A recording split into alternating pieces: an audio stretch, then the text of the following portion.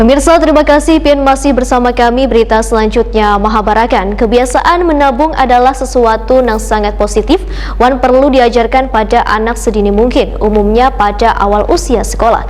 Bank Kalsel Syariah pun membuka tabungan IB pelajar Bank Kalsel Syariah yang didesain khusus untuk bubuhan pelajar baik SD, SLTP, dan SLTA sederajat.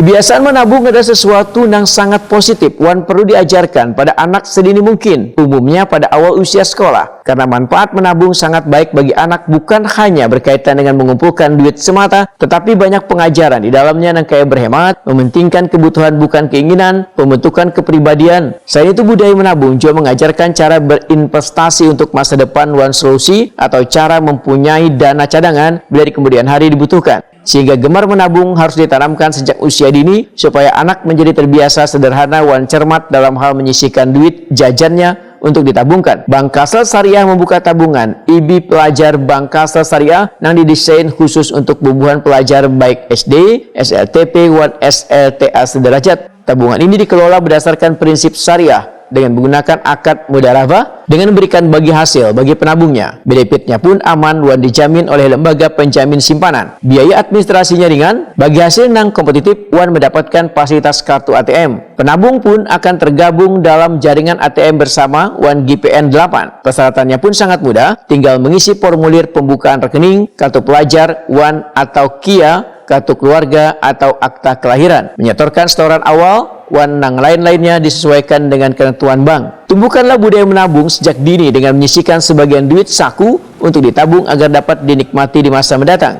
Sedikit demi sedikit yang ditabung akan bermanfaat besar di kemudian hari. Maka jadilah generasi cerdas untuk masa depan yang cerah dengan menabung sejak dini.